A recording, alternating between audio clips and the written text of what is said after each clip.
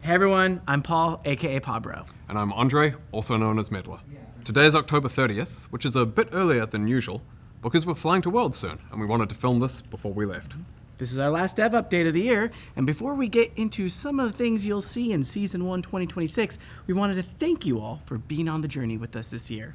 As always, we want to show some love for your passion, for keeping us honest, and for making working on this game so worth it.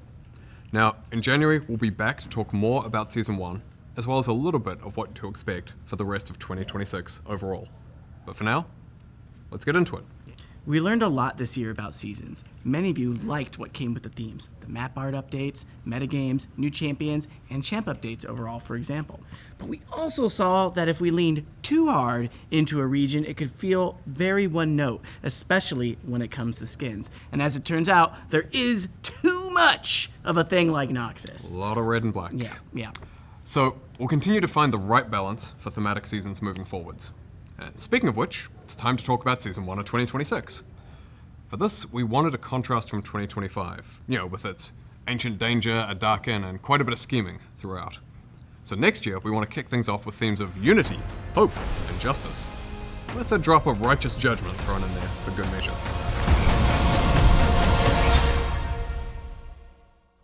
So that means Petricite, gold, and blue accents on the map, as well as some Demacia-themed skins, including some champions reimagined as Demacians, with plenty of non-Demacia skins for some variety. That also means that the yearly cinematic in January will feature Demacian champions. We're going back to old-school Demacia this time, back in time to what some might consider the golden age of Demacia, when it was a beacon of hope and a bastion of justice. Hey, Andre, are we forgetting something? I don't think so. You sure? Yeah, let's keep going. I don't want this to drag on. Anyway, we have a range of Summoner's Rift changes that the team will talk about in a moment. And this year, we'll also talk about some updates to Swift Play. With that, we're going to hand it over to Riot Endstep and Phreak, who will walk you through some of the Summoner's Rift changes coming in January. Hey everyone, I'm Riot Endstep. And I'm Phreak. And we're here to talk to you about the Summoner's Rift gameplay changes coming in January.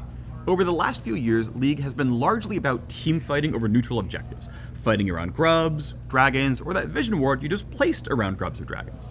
And while we know 5v5s make for some of the highest highs, we want to swing back towards a state where more strategies like splitting or sieging are more viable. So we're making some changes to major neutral objectives, towers, and minions in order to do just that. Additionally, we're making adjustments to roles so everyone has an appropriate impact on the outcome of each game, because right now, some lanes are much better at turning a winning lane into a winning game. We also have some delightful improvements, so let's get started. The first thing you'll notice in January is that the game starts faster. We want to reduce downtime after you load in, so minions and basic jungle camps first spawn 35 seconds earlier than they do today. You'll still be able to pull off early invades, but you'll have to be much more decisive when you load in. We're also making some changes to vision. It's an incredibly powerful tool in League, but right now it feels monopolized by supports and sometimes by junglers.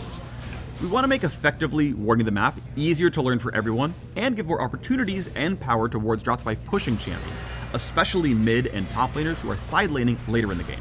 So, we're adding Phalites, locations that grant temporary bonus vision to wards with unique bonus vision areas for each spot. Some Phalite rings will be available at the beginning of each game, while others reveal themselves when the Elemental Rift transforms, particularly those that would otherwise disrupt early game jungle. Okay, so on to the objectives. Otacon was one of the biggest additions to the Rift this year, and was a pretty cool, unique objective to fight over. That said, he contributed to objective fatigue, which many of you cited as an issue, and we agree. We wanted to alleviate this over time. We had removed the second form of Otacon, we removed the second set of grubs, but it really wasn't enough. So, just like Zehen did, we are cutting Otacon out of the game. That includes Blood Roses and the petals with them. That said, let us know what you think about limited time gameplay changes and if there's something you'd like to see more of. But back to Otacon, his removal also means that Baron will go back to his old 20-minute spawn time. Welcome back, King. Additionally, we're making all epic monsters more durable, especially late game dragons as you get closer to Dragon Soul.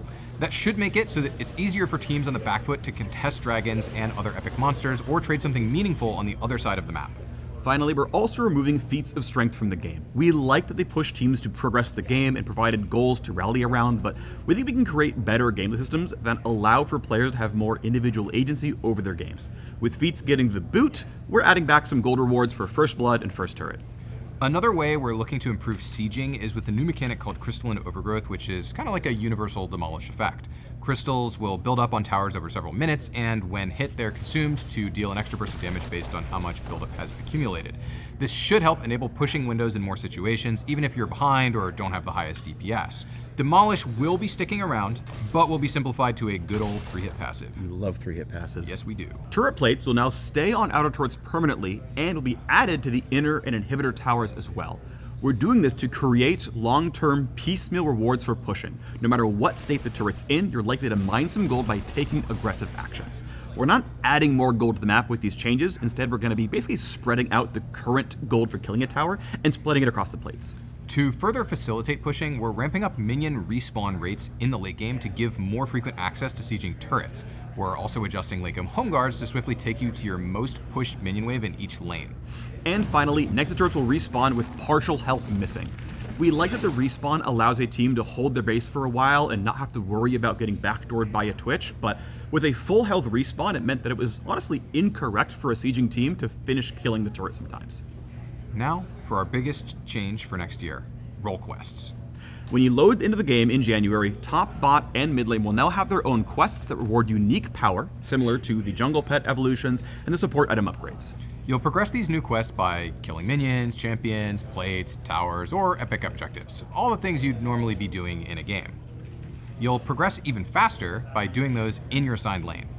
Your quest is decided by which role you've been assigned in the lobby, so if you and a friend or a stranger want to change roles, make sure you do an official trade in Champ Select. One of our goals with these role quests is to buff top and bot carry relative to the other roles, as they're currently the two weakest, and as a result, the quest rewards are going to be comparatively stronger for them. Now, let's get into the rewards which will be granted in a new role quest slot. Historically, top laners haven't always felt like they have the agency over the games that they deserved, even if they won their lane, and that's something we would like to change this season. Upon quest completion, top laners will receive pretty much Summoner Teleport for free on top of the 2 summoners they already chose. Now, if you had taken Teleport in pregame, instead that spell gets a lot stronger, giving a very, very large shield when you use it. In addition to getting a functionally free summoner spell, top laners will also get a bunch of bonus XP up front, more XP from future sources, and an increased level cap.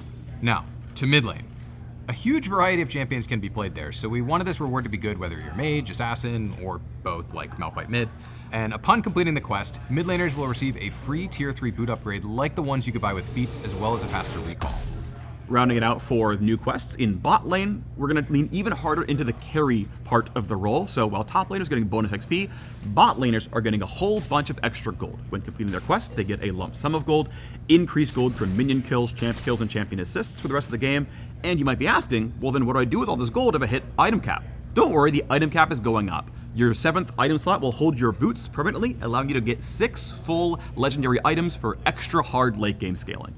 Jungle and support already have quests and rewards, but we still wanted to take this opportunity to make some changes to them. Jungle is by far the strongest role in the game right now, especially when it comes to early map influence, so we're slightly lowering the speed of early game clears to give lane matchups a little bit more time to play out uninterrupted. We're also making it harder for non-junglers to steal objectives by increasing their resists and making Smite deal more damage. Their role quest is still getting pet upgrades and PvP Smite like before, and they're now getting increased golden XP from large monsters when the quest is done, as well as bonus movement speed in the jungle. Similar to jungle, we think support is already plenty powerful and has a very functional role quest, so we didn't want to directly increase their power. With that in mind, we wanted to give them quality of life oriented upgrades, so we're giving them a new slot exclusively for control wards, discounts on control wards, and a little bit more gold over time so they can keep pace a little better with the other roles. Overall, we want these quests to represent meaningful power spikes in a way that leans into the unique strengths of each role.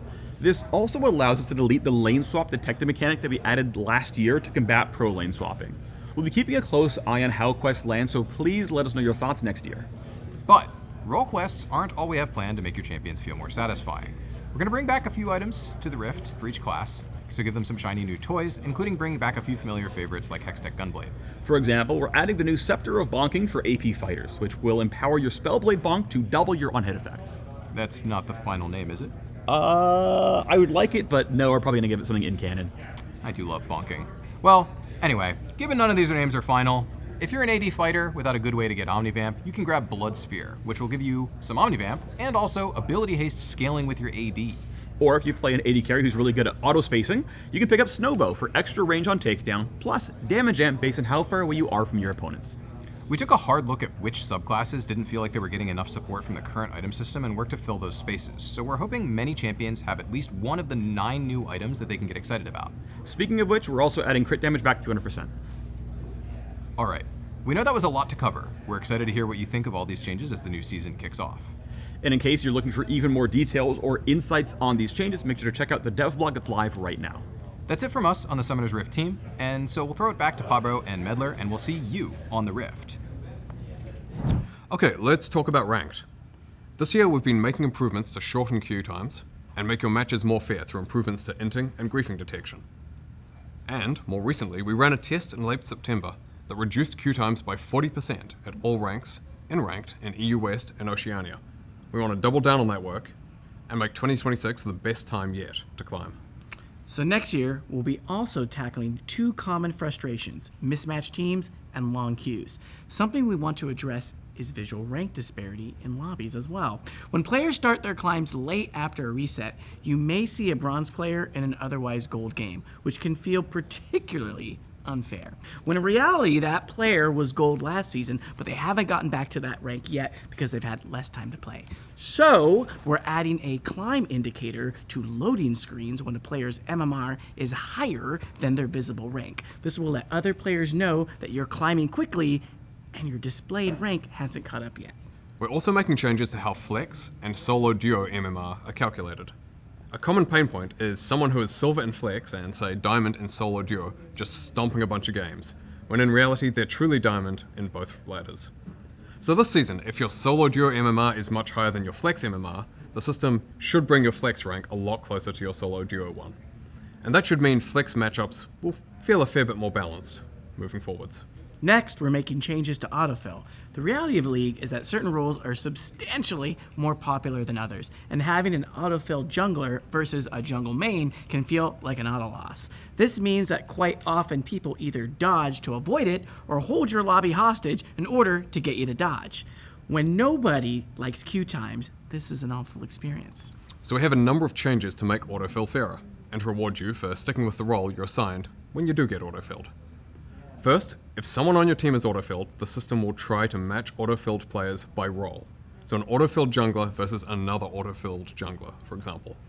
If it can't match by roles, it will then of course fall back and try to ensure the same number of autofilled players on each team. We do know though that even with that balance, autofill games can still feel discouraging when you play your best in a role that you didn't choose. That's why we're adding a new system called Aegis of Valor.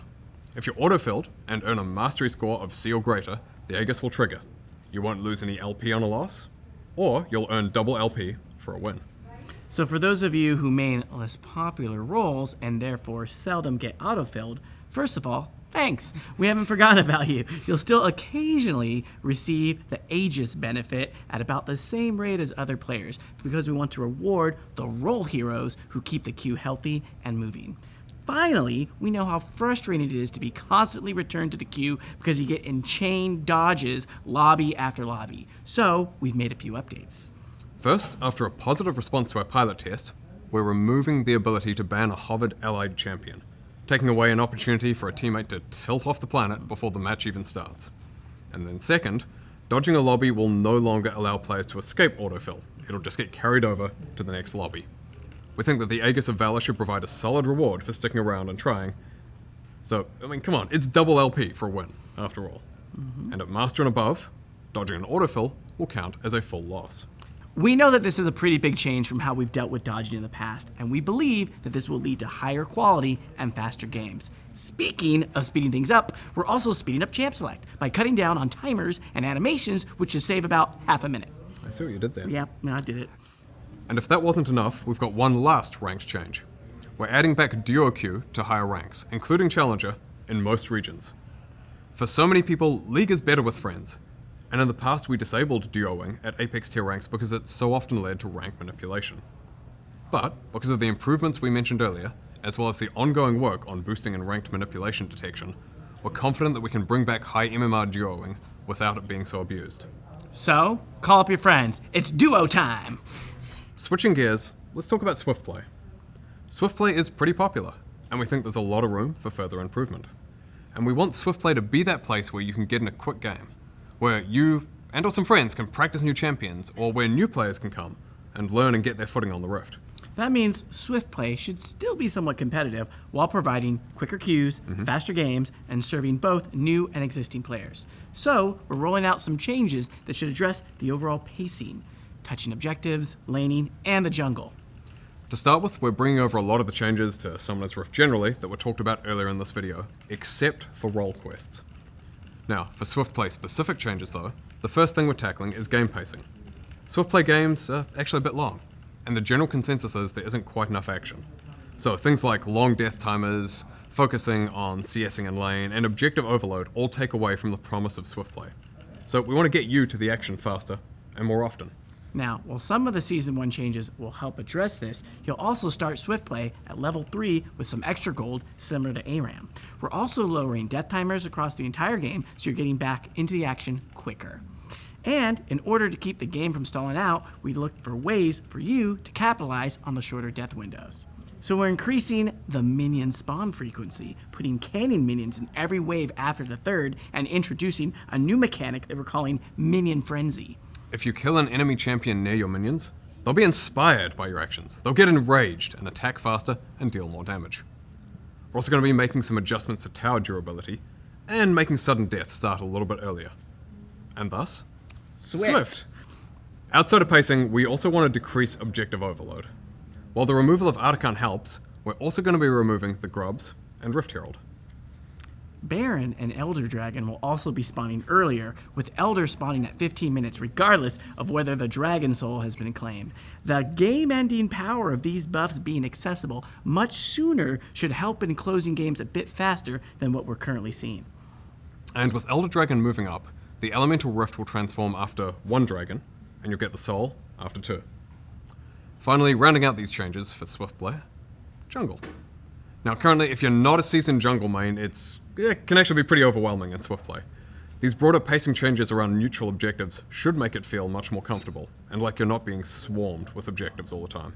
Now we know this is a ton of information and changes, but the goal here is for Swift Play to feel swifter without it being so dense that it's overwhelming. We have a dev blog coming out today that will cover all of these changes, plus a lot more detail behind the specifics, so if you want to learn more, go for it. Hi everyone, I'm Dashijador, product lead, back again to chat about WASD, this time with the tech lead for WASD. I'm Riot CallMeKT.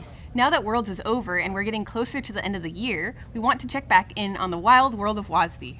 We've been on the PBE for a few months now, and in that time we've caught and squashed over 100 bugs. All thanks to the feedback we received from all of you creative, maybe a little unhinged PBE players who've been helping us find, identify, and crush all of these pesky bugs. An extra special thanks to the players who are able to re-trigger the notorious new bug. Even beyond bugs, PBE players have been giving us great recommendations and requests. One Redditor recommended that we add an option to do a single button input to move at a 45-degree angle up and down the lane. It sounded pretty wild at first, but we found through our internal testing that it actually saved a lot of finger pain. So it will be available as an accessibility option for WASD players going forward. Since our debut on the PBE, we've been continuously updating all the different facets of WASD. We've made improvements to navigating around minions, wall sliding, the new dynamic lock camera, and more. One of these features is a new auto attack system for WASD. With practice and dedication, you'll be able to weave attacks and movement, matching the experience in point and click to reach your optimum DPS. Our goal is to keep WASD as an alternative control scheme at all levels of play, not just for brand new players. We'll be keeping an eye on feedback as well as our internal data to ensure it remains an equitable experience. We've also been updating our dynamic locked camera. We've added the highly requested ability to tune the camera speed to your liking. Along with these settings, we heard your feedback on wanting a way to scout ahead, to check for ganks, look at other lanes, and much more. So we've introduced a new feature appropriately named the Scout Ahead mode. When you're in dynamic locked camera, you can hold your middle mouse button to freely move your camera and you'll snap back on release. These features, along with all the bug fixes, will be available when WASD goes live tomorrow in all queues except ranked and normal draft games. We're choosing to keep WASD out of draft modes for now, as we want to make sure you can have a smooth process for your ranked climb. Really? Tomorrow? Well, WASD will be live in all unranked queues except normal draft in patch 2524, which for many of you should be tomorrow. We saw your requests and questions about other features we've promised, like champion-specific keybinds and enabling many of these new features for point-and-click players. We're still working on them, and much more to come. We're at the point where we want to focus on getting large amounts of player data in order to drive our development further. So we're opening up the feedback channels to our much more global audience. Now, we still don't have the exact timeline on when WASD will come to Ranked. We want to ship it when it's ready, which means fair, balanced, bug-free, and smooth to play. Please keep up the feedback and bug reports. There may still be a few stragglers out there. Only through our powers combined can we find all of them. That's it for us.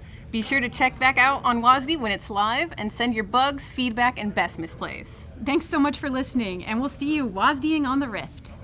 So how are your pickums? Not great. Bit too much hopium when I filled them out. I know how it feels, but the hopium's feeling good for me. I think I'm actually feeling great. Really? Totally. Uh-huh. Who's wearing the suit then? We don't know. Not gonna be me. I mean, we'll see. Good luck. Okay.